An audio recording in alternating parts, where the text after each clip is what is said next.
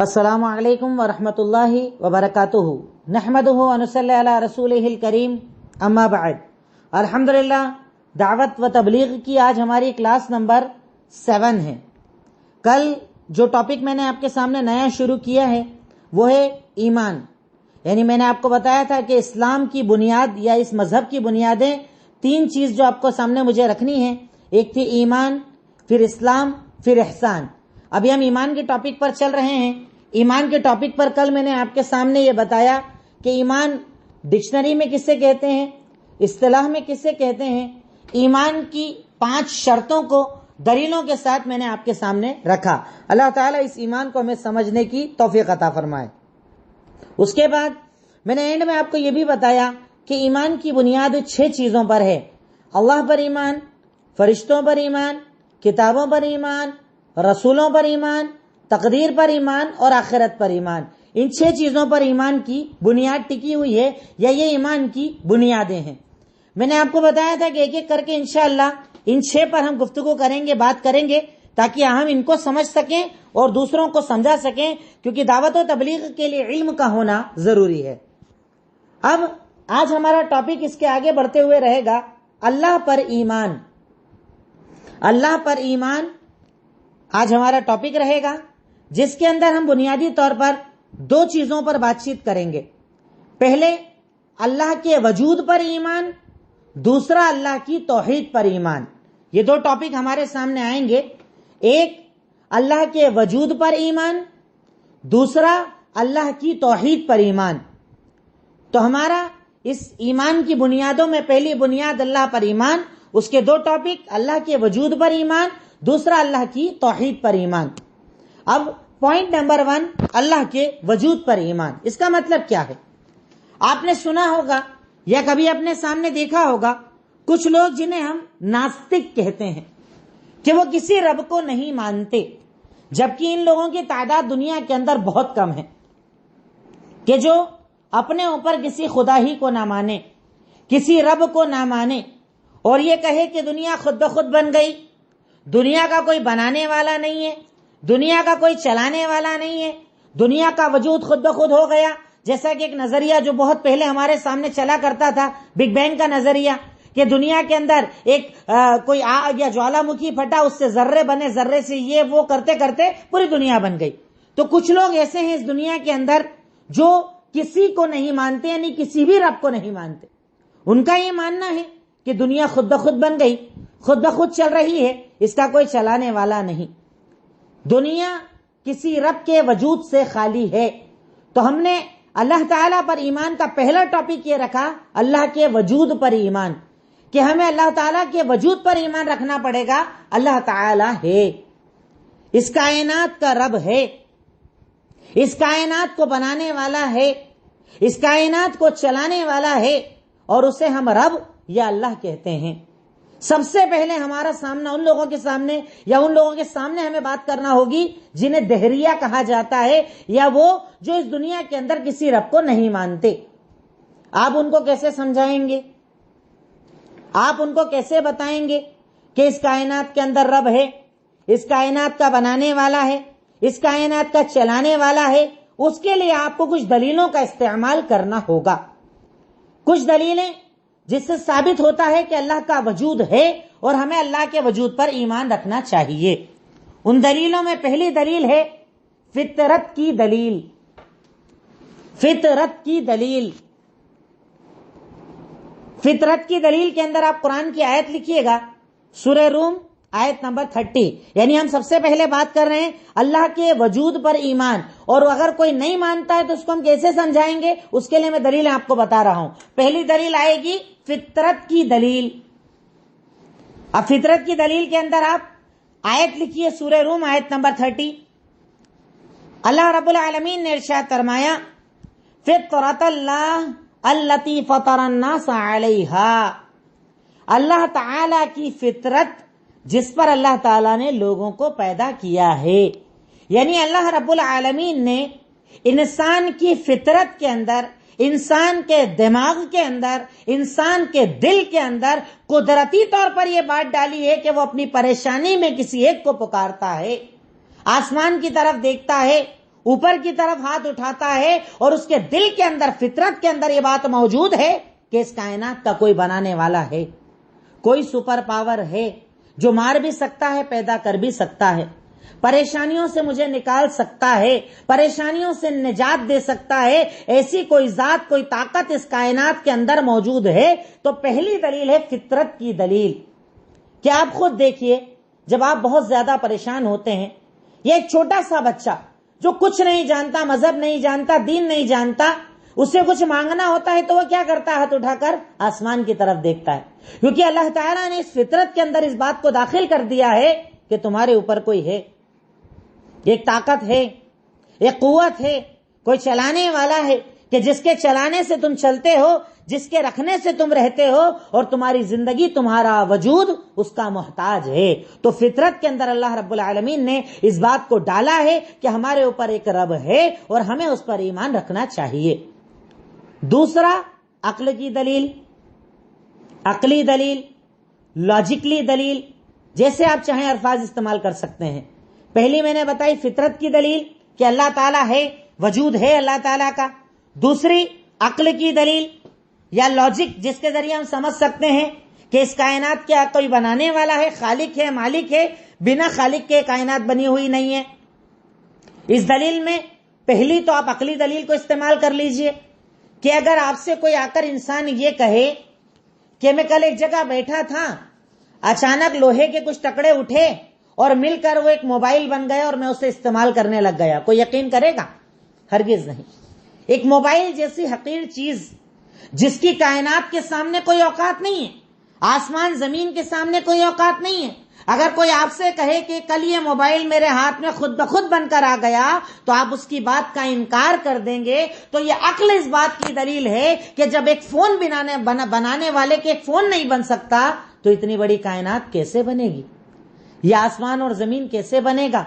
یہ سورج چاند کیسے چلیں گے؟ یہ انسان کا آنا جانا کیسے چلے گا؟ جب ایک موبائل، ایک قلم، ایک پین، ایک کار، ایک گاڑی، دنیا کی جتنی مخلوقات کو ہم لوگ، دنیا کی جتنی نعمتوں کو ہم استعمال کرتے ہیں، جب یہ بنا بنانے والے کے نہیں بن سکتی تو یہ کائنات کیسے بنے گی؟ دنیا کیسے بنے گی؟ آسمان زمین کیسے بنے گا؟ تو سب سے پہلی عقلی دلیل، یعنی عقل کی دلیل کے اندر ہم نے پہلے لکھا کہ نمبر 1 پہ ہم لاجک کو استعمال کریں تو پتا چل جائے گا کہ دنیا کی وہ نعمتیں جس سے ہم فائدہ اٹھاتے ہیں، جب وہ بنا بنانے والے کے نہیں بن سکتی تو اتنی بڑی دنیا بنا خالق کے، بنا اللہ کے، بنا رب کے کیسے وجود میں آ گئی؟ دوسری دلیل سورہ طور کی آیت نمبر 35، سورہ طور آیت نمبر 35، اللہ رب العالمین کا فرمان، ام خلقوا من غیر شیء ام هم الخالقون۔ یہ انسان اگر اللہ تعالیٰ کو نہیں مانتا تو بتاؤ کیا یہ کسی اور چیز سے پیدا ہوئے ہیں یا یہ پیدا کرنے والے ہیں؟ یعنی دیکھیے، یہ دنیا ہے اتنی بڑی ہمارے سامنے، اب اس دنیا کے اندر جو کچھ بھی ہے یا تو مخلوق ہے یا خالق ہوگا۔ بھئی یا تو اللہ تعالیٰ نے پیدا کیا وہ چیز، یا اس کے علاوہ بچا کون؟ خود اللہ رب العالمین۔ تو اس دنیا کے اندر یا تو مخلوق ہے یا خالق ہے۔ تو جب آپ اگر یہ کہتے ہو کہ اس دنیا کا کوئی بنانے والا نہیں تو گویا کہ آپ اپنے آپ کو خود رب کہہ رہے ہو، اپنے آپ کو خالق کہہ رہے ہو کہ آپ نے خود اپنے آپ کو بنایا ہے۔ تو اللہ تعالیٰ قرآن کریم کی اس آیت کے اندر اس بات کو ثابت کر رہا ہے کہ اگر تم اپنے آپ کو مخلوق نہیں مانتے تو تمہیں اپنے آپ کو خالق ماننا پڑے گا، اور تم خالق نہیں ہو کیونکہ تم تو محتاج ہو، تم تو ماں باپ کے ملنے سے پیدا ہوئے، تمہیں تو موت آ گئی، تم اس دنیا سے ختم ہو گئے، تمہارے بنا بھی دنیا چلتی تھی، تمہارے بعد بھی دنیا چلے گی۔ تو یہ اس بات کی دلیل ہے کہ ہمیں کوئی پیدا کرنے والا ہے، کیونکہ ہم خالق نہیں ہیں، ہم مخلوق ہیں، ہم مخلوق ہیں، ہم محتاج ہیں، ہمیں کوئی پیدا کرنے والا ہے۔ تو یہ عقل اس بات کی دلیل بنتی ہے، عقل کے اندر یہ دلیل آتی ہے کہ یا تو آپ اپنے آپ کو خالق مانو یا مخلوق مانو، پر آپ محتاج ہو تو آپ مخلوق، یعنی آپ کا کوئی پیدا کرنے والا یقیناً ہے۔ تیسری دلیل عقل کے اندر بارش کی مثال لے لیجئے۔ ایک ہی زمین کے اوپر جب پانی گرتا ہے تو الگ الگ قسم کی گھاس الگ الگ زمینوں کے اندر پیدا ہوتی ہے۔ ریگستانی زمین پر کچھ اور پیدا ہوتا ہے، کالی مٹی پر کچھ اور پیدا ہوتا ہے، پیلی مٹی پر کچھ اور پیدا ہوتا ہے۔ الگ الگ ملکوں میں الگ الگ کھیتیاں ہوتی ہیں، یعنی زمین ایک ہی ہے، بارش ایک ہی ہے، پر جب بارش اس زمین پر برستی ہے تو مٹی کی خاصیتوں سے الگ الگ پیداوار ہوتی ہے۔ یہ اس بات کی عقلی دلیل ہے کہ اس پیداوار کو یا اس بارش کو کوئی پیدا کرنے والا ہے، اس کا پرفیکٹ ہونا، اس کا مکمل ہونا اس بات کی دلیل ہے کہ اسے کوئی بنانے والا ہے، کیونکہ پرفیکٹ چیز بنا بنانے والے کے نہیں ہو سکتی۔ ہر پرفیکٹ چیز کا کوئی نہ کوئی بنانے والا ہوتا ہے، اور اللہ رب العالمین قرآن کریم کے اندر کہیں ایک نہیں 50 جگہ یہ مثال دیتا ہے کہ تم بارش کو دیکھو تو تمہیں پتا چل جائے گا کہ اللہ تعالیٰ ہے، کیونکہ وہ مردہ زمین کو بارش کے ذریعے دوبارہ زندہ کر دیتا ہے۔ بنجر ہو جاتی ہے زمینیں اور بارش کے پانی سے اللہ اسے ہرا کر دیتا ہے، اسے پیدا کرنے والا صرف اور صرف اللہ رب العالمین ہے۔ چوتھی عقلی دلیل، ماں کے پیٹ میں بچے کا رہنا 9 مہینے تک۔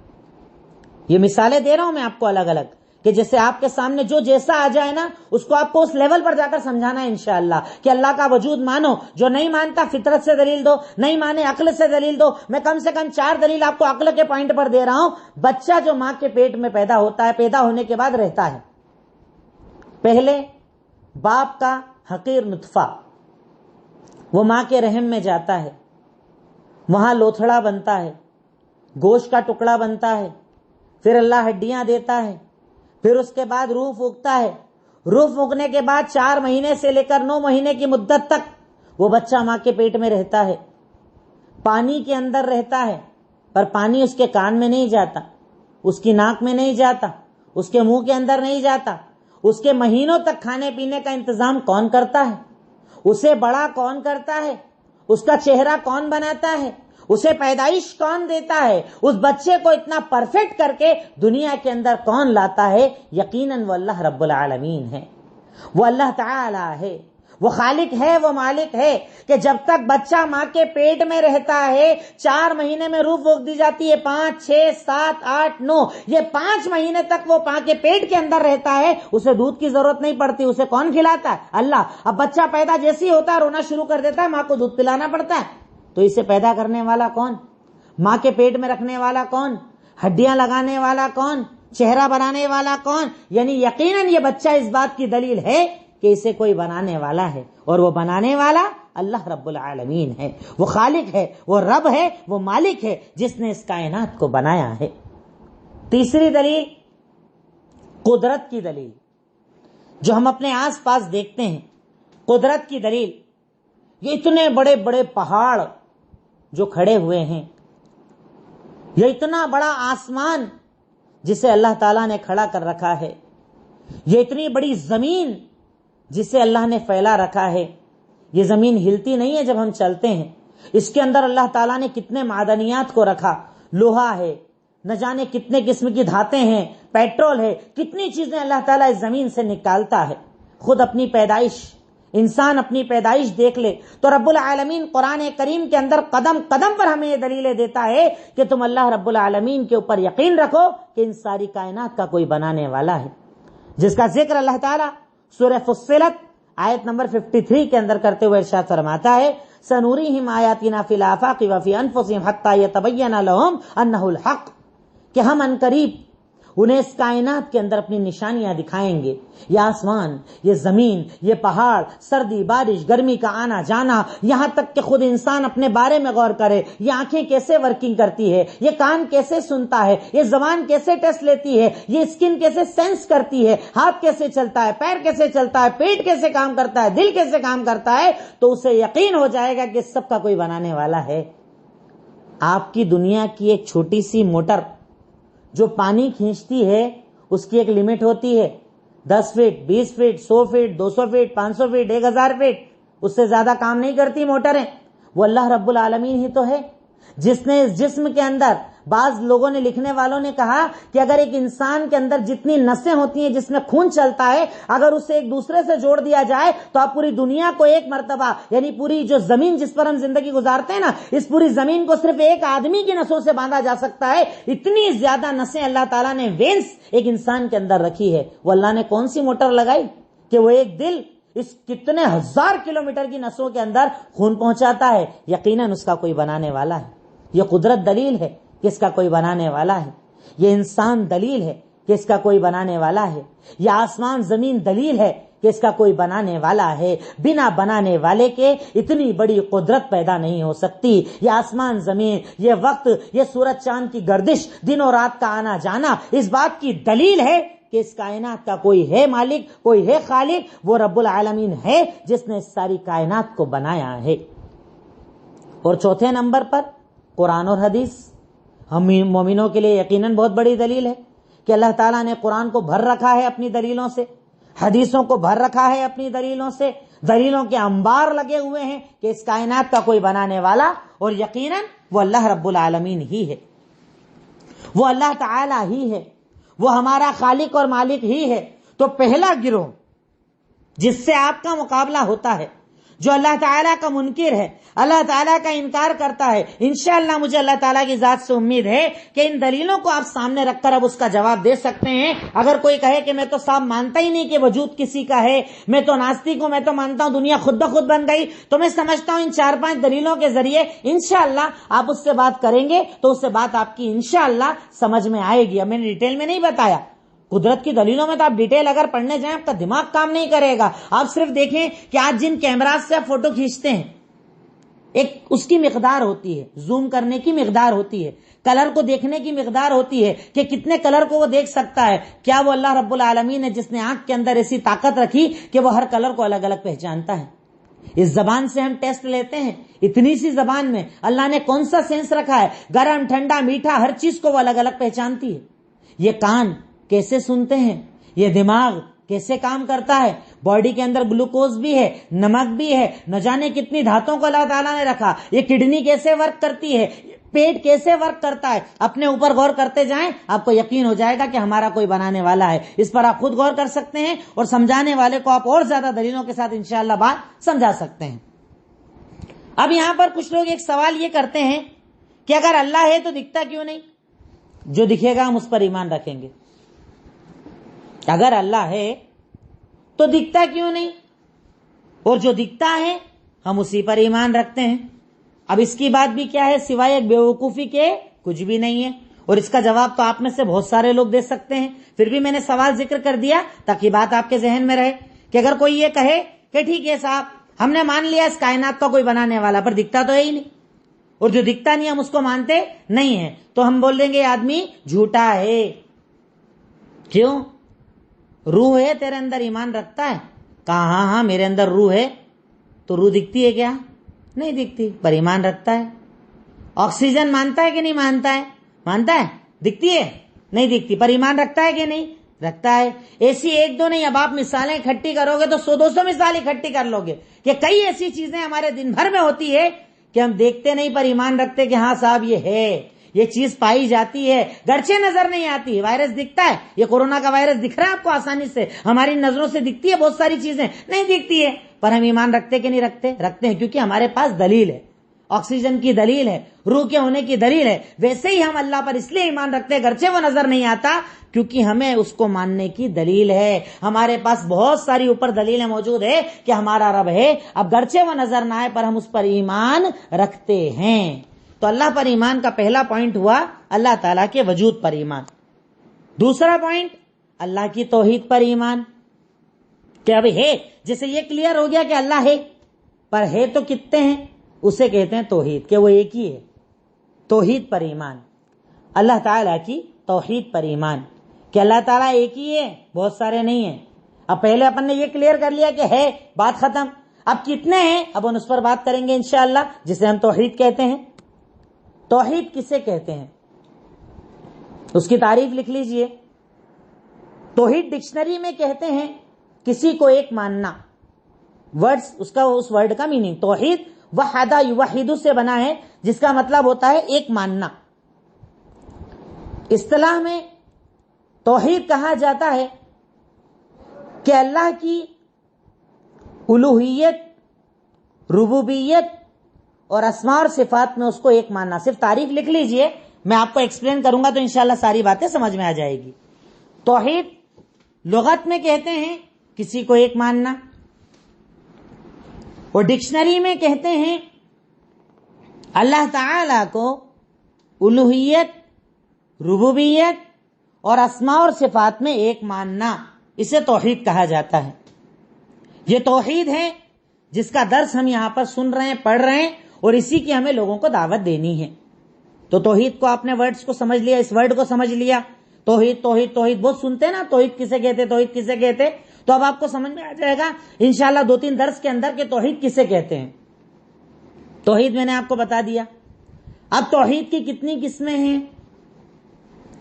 तो तौहीद की बुनियादी तौर पर 3 किस्में हैं।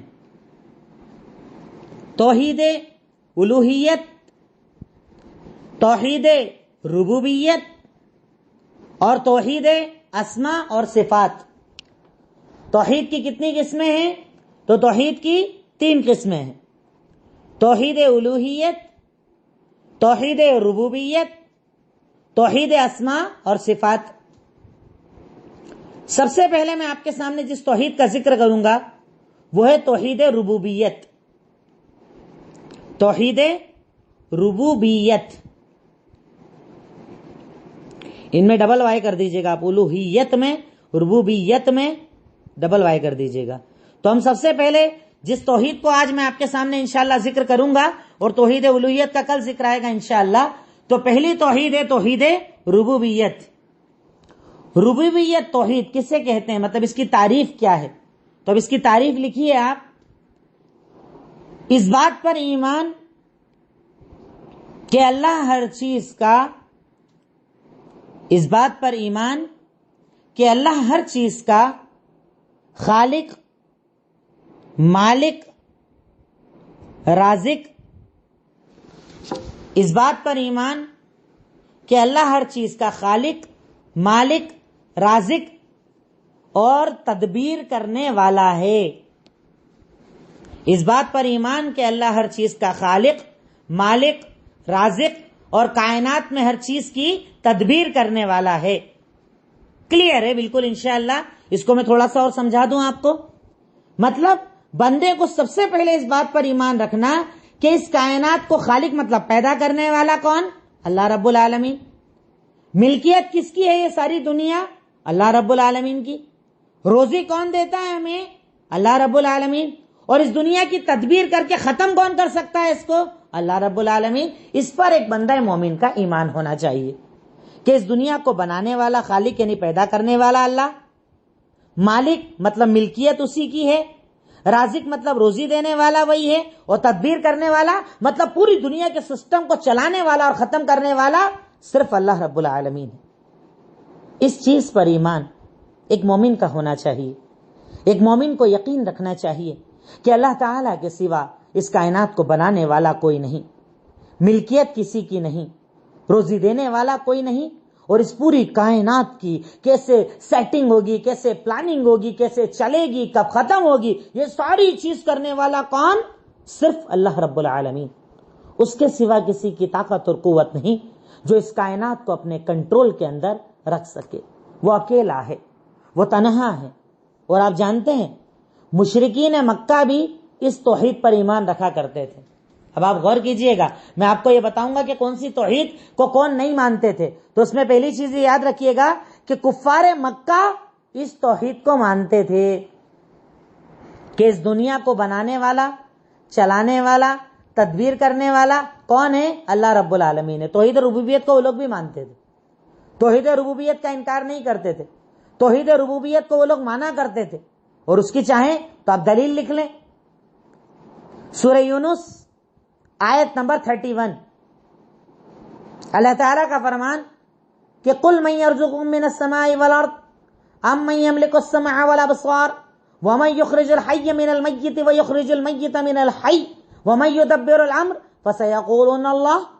अल्लाह के नबी सल्लल्लाहु अलैहि वसल्लम, अगर आप इन कुफ्फारे मक्का से सवाल करें कि बताइए तुम्हें आसमान और जमीन से रोजी कौन देता है, कान, आंख, इन चीजों पर अमल जो तुम करते हो, मतलब कानों से सुनते हो, आंखों से देखते हो, तो ताकत देने वाला कौन है?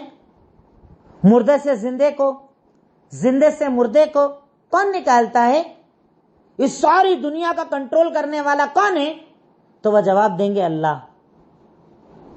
तो उनसे सवाल कीजिए, پھر تم لوگ کیوں نہیں سمجھتے ہو؟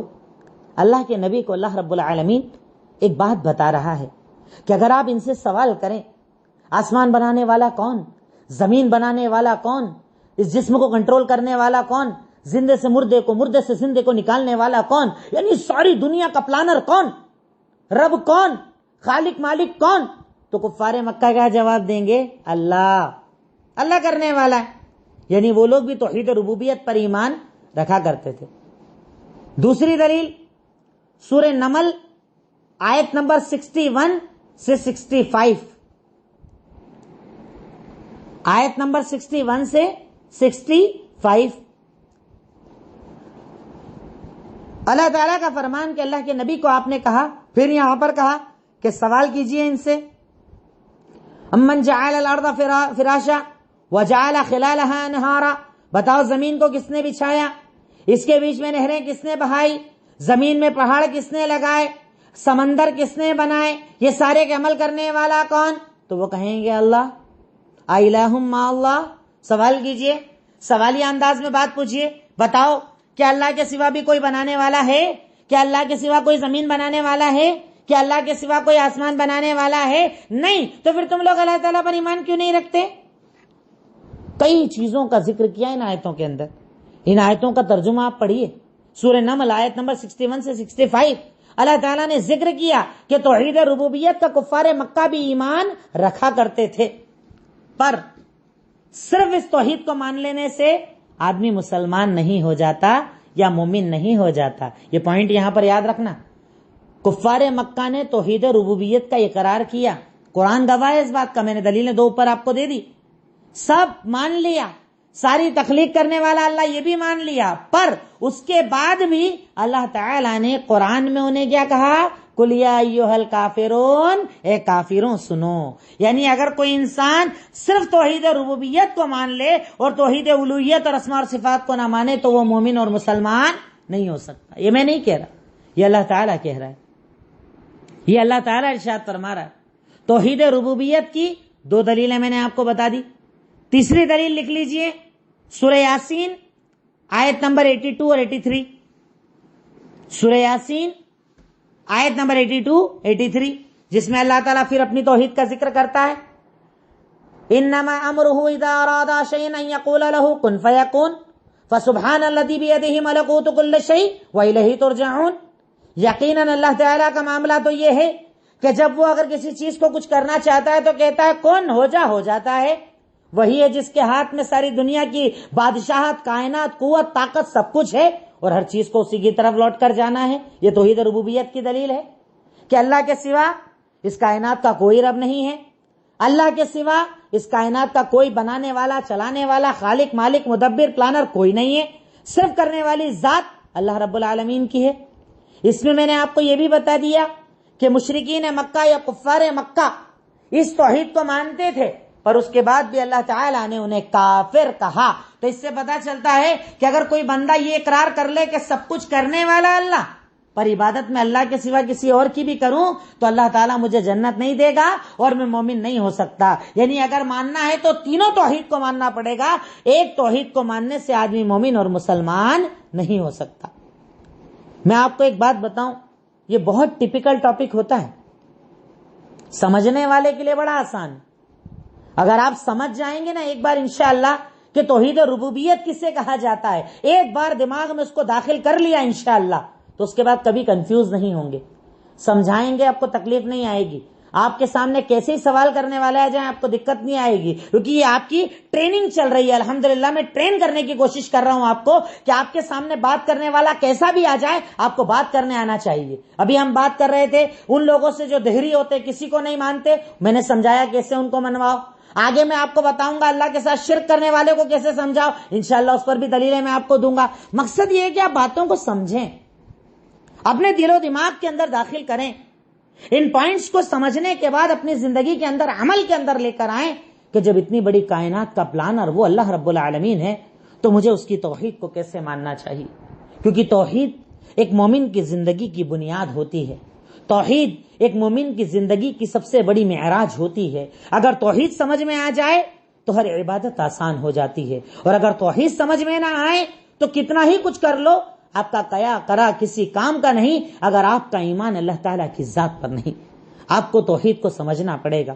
تو آج کے اس درس کے اندر میں نے پوائنٹ نمبر 1 آپ کے سامنے جو چھیڑا تھا وہ ہے اللہ پر ایمان. اس کے 2 حصے میں نے کیے.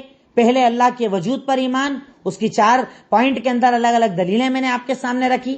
پھر اس کے سامنے میں نے کہا اللہ کی توحید پر ایمان، اس کی 3 قسمیں آپ کو بتائی، الوہیت، ربوبیت، اسماء اور صفات. پھر میں نے آپ کو توحید ربوبیت پر آج بات کی، اس کی ڈکشنری اور اصطلاح میں تعریف بتائی.